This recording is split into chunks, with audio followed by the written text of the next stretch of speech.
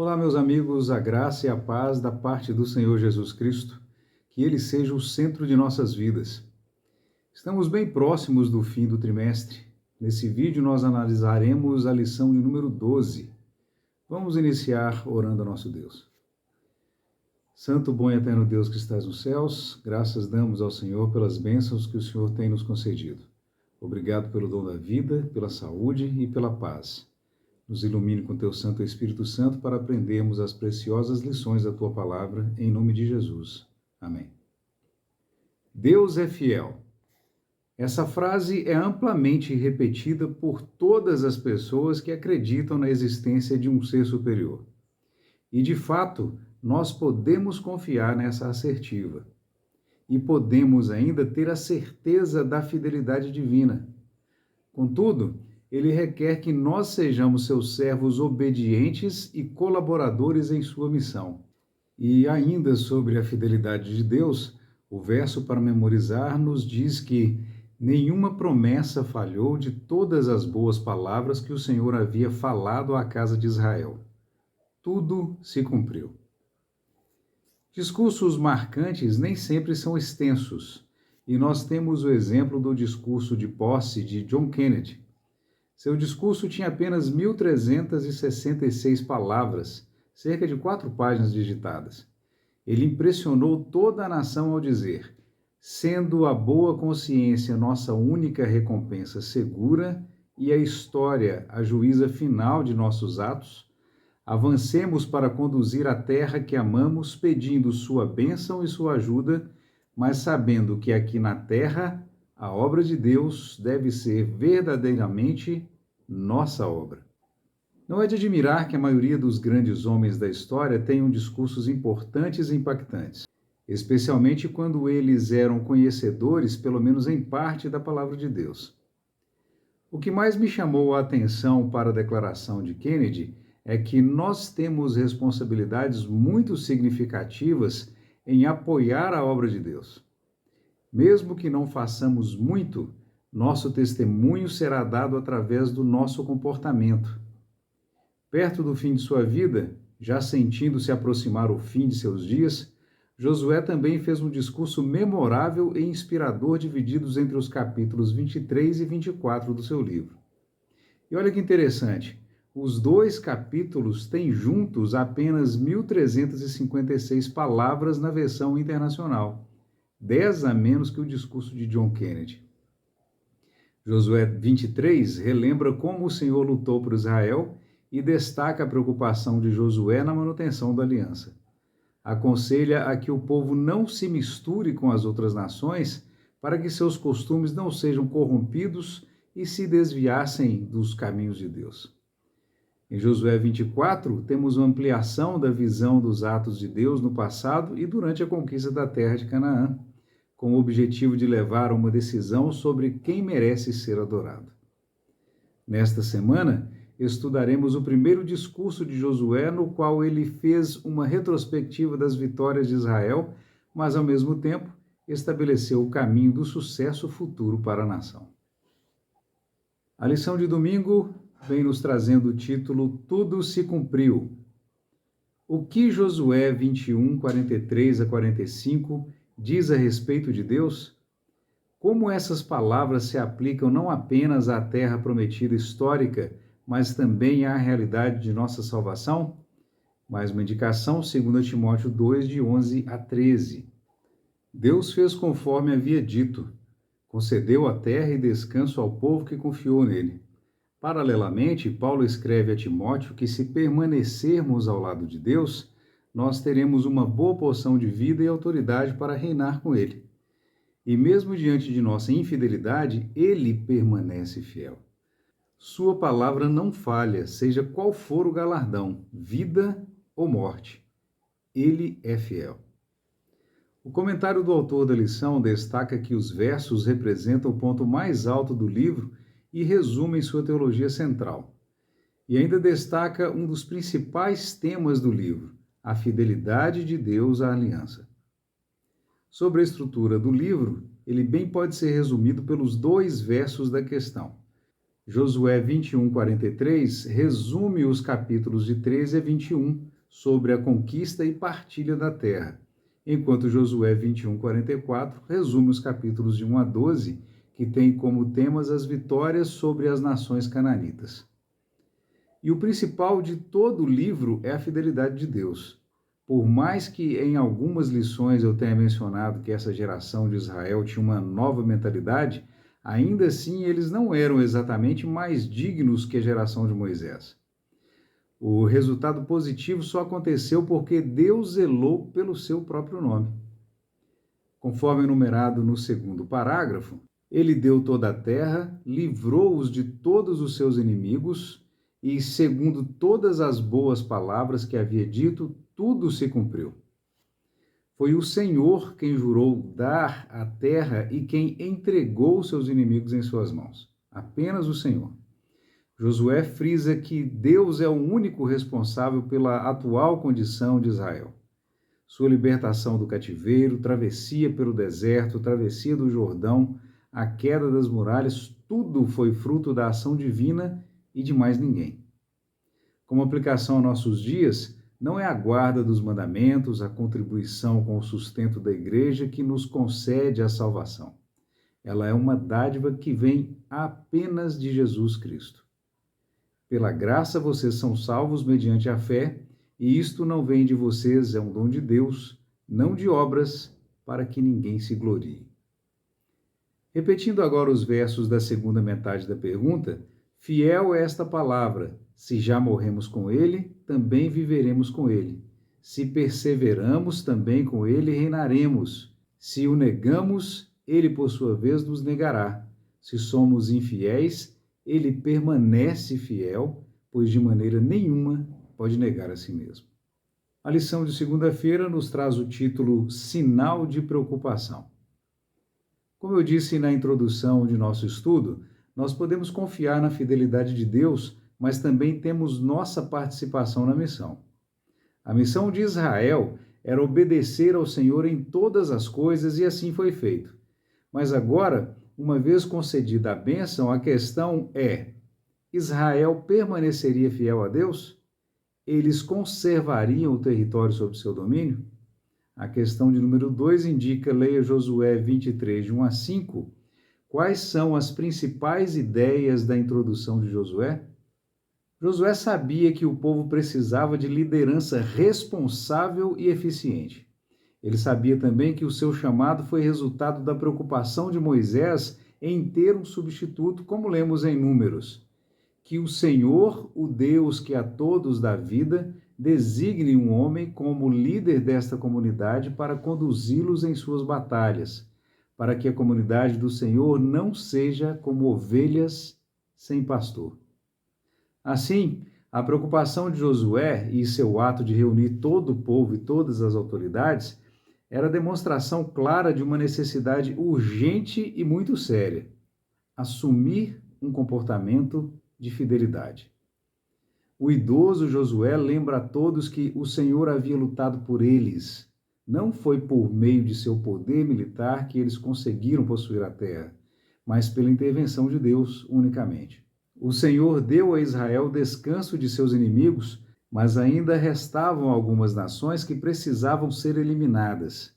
E de acordo com Josué 23:5, Deus ainda expulsaria os últimos povos. Para Israel, as vitórias eram condicionais, apenas seriam realizadas caso se cumprissem sua parte na aliança. A pergunta de número 3 vem nos dizendo: quais são as semelhanças entre a forma como os israelitas conquistaram Canaã sob a liderança de Josué e a forma como os cristãos de hoje podem viver uma vida espiritual vitoriosa? Nós precisamos ser ainda mais dependentes de Deus do que foram os israelitas. É urgente que façamos uma leitura de nossos atos e entreguemos todos eles aos pés do Salvador. Nenhum de nós é capaz de alcançar a perfeição através de nossos próprios esforços. Nenhum de nós pode dizer que não tem pecado. Se dissermos, nos fazemos mentirosos, segundo João em uma de suas cartas. Analogamente à conquista de Canaã, a vitória espiritual sobre o pecado e a tentação foi garantida exclusivamente por meio do sacrifício e da ressurreição de Jesus Cristo. Mas ainda assim, para a manutenção desse status, salvos em Cristo, o povo de Deus hoje precisa orar pela unção do Espírito Santo, o Consolador que nos fará lembrar de todas as coisas. Nos fará lembrar também que há um Deus fiel nos céus que está ansioso para que nos voltemos todos os dias para Ele. A lição de terça-feira traz o título Limites Claros. Josué relembra as palavras de Deus ao discursar para o povo. Não se tratava de uma guerra ordinária, mas sim de uma sucessão de eventos que contariam com a solução vinda diretamente dos céus. A ordem de Deus era que ele e o povo fossem fortes e corajosos, que guardassem as leis de Moisés e meditassem nelas de dia e de noite, e que apenas assim, só então os seus caminhos prosperarão e você será bem-sucedido. Temos outra questão de número 4. Por que você acha que Josué assumiu uma posição tão firme quanto ao relacionamento de Israel com as nações vizinhas? Nós podemos nos lembrar da lição de número 6, o inimigo interno, e da lição da semana passada, vivendo na terra prometida, que o contato com as outras nações poderia ser catastrófico para a nação de Israel. Os maus exemplos de Acã e dos homens de Israel que tomaram para si mulheres moabitas e se curvaram diante de Baal-Peor foram exemplos claros de que os estrangeiros poderiam provocar em Israel. O perigo que Israel enfrentava era o risco da amizade com as nações e não o perigo da inimizade. A ideologia deles e seus valores poderiam ser mais prejudiciais do que qualquer força militar. Josué chamou a atenção dos líderes para o fato crucial de que o conflito em que tinham se envolvido era, em primeiro lugar, espiritual. Portanto, Israel precisava manter sua fidelidade especial. É de fato relevante o conteúdo do terceiro parágrafo, em que o autor da lição cita que, no Antigo Oriente Próximo, o nome de uma divindade representava sua presença e poder. Invocar ou mencionar os nomes de deuses estrangeiros em saudações ou transações comerciais era reconhecer sua autoridade e ajudava a levar os israelitas a buscar seu poder em momentos de necessidade. É muito sério pensar que apenas a menção aos nomes dos deuses seria influência negativa para o comportamento da nação. Agora, sobre os riscos de se contrair matrimônio com os cananeus restantes, o temor era a impureza espiritual, não apenas pelo casamento em si, mas pelas concessões que certamente seriam feitas até que se esquecessem de Deus. Nós podemos citar um exemplo positivo de união matrimonial mista do ponto de vista étnico, que deu muito certo. Eu falo de Ruth, a Moabita, e Boaz, que se tornaram os avós do rei Davi, e não há registro de corrupção por conta dessa união. Mas o maior exemplo negativo, mais uma vez, vem da liderança do povo. Salomão é um exemplo bastante claro das tristes consequências espirituais do casamento entre pessoas de religiões diferentes. No Novo Testamento, Paulo adverte sobre relacionamentos conjugais com descrentes, mas ainda assim não estimula o divórcio, apenas que o crente dê bom testemunho ao cônjuge não religioso. Para os nossos dias, podemos pensar que além desse jugo desigual, há os segundos casamentos, mesmo entre irmãos de mesma religião, que na verdade não são da vontade de Deus. Se ela se casar com outro homem enquanto seu marido ainda estiver vivo, será considerada adúltera. Isso nós encontramos em Romanos 7,3. E ainda, aos casados dou este mandamento, não eu, mas o Senhor, que a esposa não se separe do seu marido, mas se o fizer, que permaneça sem se casar, ou então reconcilie-se com o seu marido. Obviamente, quando lemos esses conselhos, não é exclusivamente para as esposas, mas também para os maridos, que também se separam de suas esposas e se casam novamente. Conselhos importantes que nem sempre são seguidos em nossos dias. A lição de quarta-feira nos traz o título A Ira do Senhor. Como entender o tema da ira e da justiça retributiva de Deus apresentado em Josué e em outras partes das Escrituras? De todas as passagens, nós temos o reforço da fidelidade de Deus. Agora, fidelidade em suas promessas de justiça contra os desobedientes. Josué prevê que se o povo cair, sobre eles também cairiam as consequências da ira divina. Além do castigo da peregrinação pelo deserto, de outros castigos enquanto peregrinavam também, nós vimos que outros castigos ainda foram aplicados já na campanha de conquista da terra. Esses eventos nos dizem que Israel estava consciente das consequências de provocar a ira de Deus ao quebrar a aliança. Em seu discurso, Josué deixa as advertências mais sérias para o final, para que ninguém se esqueça. A questão não é a nacionalidade do ser humano, mas o seu comportamento de obediência ou de desobediência. Assim, o que Deus fez com os cananitas seria feito com Israel incrédulo e desobediente. Nas palavras do autor da lição, tão certo quanto as promessas foram fielmente cumpridas em relação à bênção de Israel, as maldições da aliança também se tornariam verdadeiras se eles rejeitassem a aliança. Esses versos demonstram mais uma vez que Deus é o juiz de toda a terra. Ele declara guerra contra o pecado e não apenas a um grupo de pecadores. Em outra lição deste trimestre, nós mencionamos sobre as nações que castigaram Israel por sua desobediência e reforço agora esse pensamento. Participar da Guerra Santa não santificou o povo de Israel, assim como as outras nações que foram instrumentos de Deus para juízo de Israel em outras oportunidades, também não foram santificadas. Relembro também que nada temos a temer quanto ao futuro, a menos que nos esqueçamos da maneira como o Senhor nos tem guiado e do seu ensino em nossa vida passada. Israel deveria escolher as lembranças do passado em que Deus lutou por eles para que um futuro tranquilo fosse preparado para eles. No último parágrafo, o autor compara as doutrinas bíblicas sobre o amor e a ira de Deus como sendo antagônicas à primeira vista, e segue argumentando que é através da ira que a doutrina do amor se torna mais relevante. Nós precisamos aprender que amor não é limitado apenas por sentimentos que consideramos positivos. Amor, embora contenha bons sentimentos, não é um sentimento em si. O amor é uma decisão. E a decisão incondicional de Deus é que o homem viva conforme sua vontade e lhe obedeça, pois ele sabe o que é melhor para seus filhos. E a correção é parte do comportamento amoroso. A palavra de Deus nos diz: eu repreendo e disciplino a todos quantos amo. Sê, pois, zeloso e arrepende-te.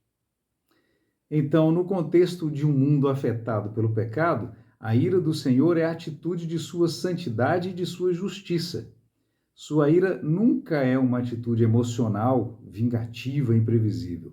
Esse é um comportamento nosso, de quem ainda não amadureceu emocionalmente ou de quem ainda não conhece de fato a Jesus Cristo. Para aplacar a própria ira, o amor, o Verbo, se tornou carne e habitou entre nós, se fez pecado por nós e nos reconciliou com Deus em sua morte, para que a nossa morte não seja eterna. A lição de quinta-feira traz o título Apegue-se a Deus. Ao invés de nos preocuparmos com as proibições, especialmente o Israel, a audiência de Josué, melhor seria se olhássemos para Deus e para sua fidelidade. Pelo contemplar, somos transformados, então só podemos aprender fidelidade com quem é de fato fiel. Só assim, com estudo, oração e meditação na palavra, poderemos ser transformados. Nesse primeiro parágrafo, o autor se refere aos verbos apegar-se, aderir. No hebraico, o verbo é davak. Ele transmite a ideia de apego inabalável, uma lealdade adesiva que une uma entidade à outra. Descrevendo a fidelidade da aliança a Deus, o termo retrata uma proximidade intencional e perseverante que resiste à separação. utilizado para se referir também à união matrimonial de Adão e Eva. Essa simbologia do casamento talvez seja mais forte a ser comparada à forma de como devemos nos aproximar de Deus e nos esforçarmos por manter sincera e profunda comunhão. E foi essa comunhão que a geração de israelitas, liderada por Josué, praticou. Essa fidelidade havia caracterizado Israel como nação até o dia de hoje. Infelizmente, no livro de Juízes, nós temos que a lealdade do povo não foi praticada para com Deus e podemos ler sobre vários episódios de desgosto e quedas entre o povo. Temos a questão de número 6. Josué apelou a Israel para que amasse o Senhor seu Deus. O amor não pode ser forçado, caso contrário, ele deixará de ser o que é essencialmente. No entanto, em que sentido o amor pode ser ordenado? Eu continuo com a definição não sentimental do amor. Enquanto decisão, o amor não acaba. Em minha opinião, é nesse sentido que o amor pode ser ordenado ou sugerido. Escolhei hoje a quem servais, mesmo que quisessem servir outros deuses e seus prazeres, para Israel melhor seria servir ao Senhor. Essa seria a forma ordenada do amor que poderia salvá-los. A fidelidade é o princípio inegociável para a manutenção da aliança. Na continuação do texto, o autor da lição faz uma citação entre aspas, mas o texto bíblico não está no corpo da lição, o que pode dificultar o entendimento e a ligação com o restante do texto. Vejamos então o que ele diz. O hebraico é extremamente enfático. Tenha muito cuidado para o bem de sua própria vida. Como disse, embora não referenciado pelo autor, a citação mais próxima para o texto em questão, entre aspas, está em Deuteronômio 4, verso 9, não faz parte da questão indicada. E agora ele salta para a descrição da palavra hebraica ahabá, traduzida em português como amor. E como já foi dito neste estudo, do ponto de vista humano, temos sentimentos como afeição, desejo, ternura, fraternidade, dentre outros. Mas se entendermos o amor a Deus como o compromisso e a devoção consciente a Ele, ou seja, como já falado, uma decisão, esse amor pode ser ordenado sem que isso seja contrário à sua essência. Mas, mesmo ordenando, Deus não obriga, e não há mérito em nós porque decidimos amá-lo, uma vez que nós o amamos porque ele nos amou primeiro e só porque o seu amor nos constrange. Nós o amamos não por obrigação, fomos atraídos pelo seu amor. Ele nos diz, eu os trouxe para perto de mim. Deus deseja entrar em um relacionamento profundo e pessoal com cada pessoa que retribui seu amor. Lição de sexta-feira ou estudo adicional. Embora o Senhor nos ame incondicionalmente, nosso mau comportamento é bem capaz de acender a ira divina e sobre nós fazer cair seus juízos. Se somos filhos regenerados pelo amor de Deus, precisamos retribuir com o comportamento de filhos purificados e dedicados a seu serviço. Satanás engana muitos com a plausível teoria de que o amor de Deus para com seu povo é tão grande que desculpará seu pecado. Alega que, embora as ameaças da palavra de Deus tenham algum propósito em seu governo moral, não se cumprirão literalmente. Entretanto, em toda maneira de tratar suas criaturas, Deus tem mantido os princípios da justiça, revelando o pecado em seu verdadeiro caráter e demonstrando que seu resultado certo é miséria e morte.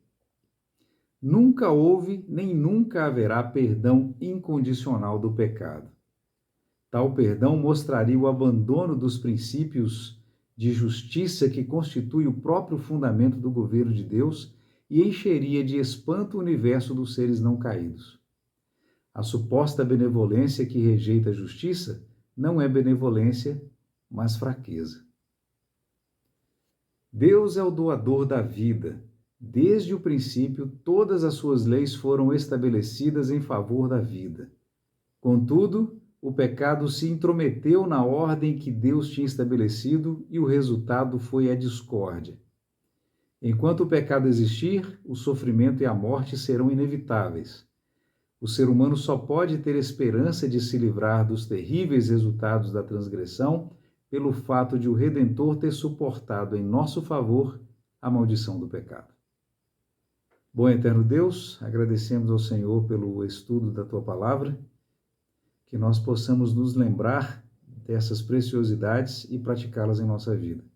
Que o Teu Santo Espírito refresque a nossa memória, nos traga a ela todo o ensinamento que o Senhor tem feito em nossos dias. Essas bênçãos suplicamos em nome de Jesus. Amém.